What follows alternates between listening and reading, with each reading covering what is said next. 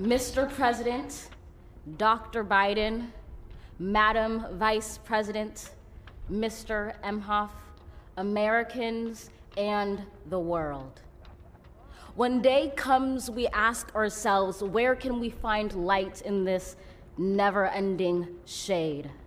The loss we carry, a sea we must wade. We've braved the belly of the beast. We've learned that quiet isn't always peace, and the norms and notions of what just isn't always just is. And yet the dawn is ours before we knew it. Somehow we do it. Somehow we've weathered and witnessed a nation that isn't broken, but simply unfinished. We, the successors of a country and a time where a skinny black girl descended from slaves and raised by a single mother can dream of becoming president, only to find herself reciting for one. And yes, we are far from polished, far from pristine, but that doesn't mean we are striving to form a union that is perfect.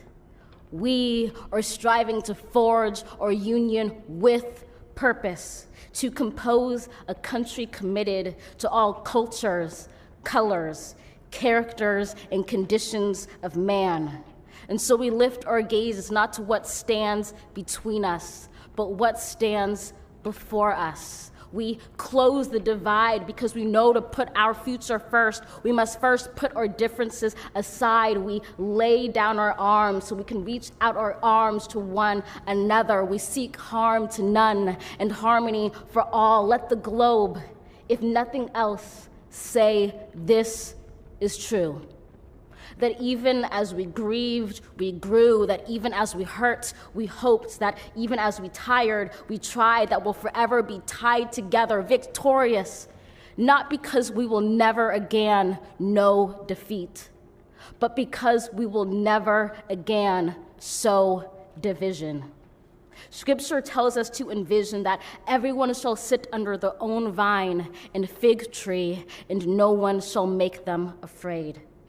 If we're to live up to our own time, then victory won't lie in the blade, but in all the bridges we've made. That is the promised glade, the hill we climb, if only we dare it, because being American is more than a pride we inherit. It's the past we step into and how we repair it.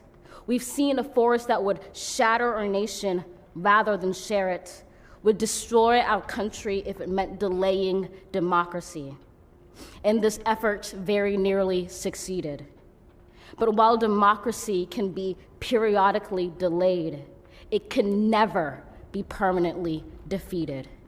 In this truth, in this faith we trust, for while we have our eyes on the future, history has its eyes on us. This is the era of just redemption. We feared it at its inception. We did not feel prepared to be the heirs of such a terrifying hour, but within it we found the power to author a new chapter, to offer hope and laughter to ourselves. So, while once we asked, how could we possibly prevail over catastrophe?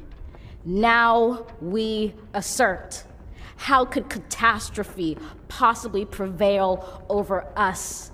We will not march back to what was, but move to what shall be, a country that is bruised but whole, benevolent but bold, fierce and free.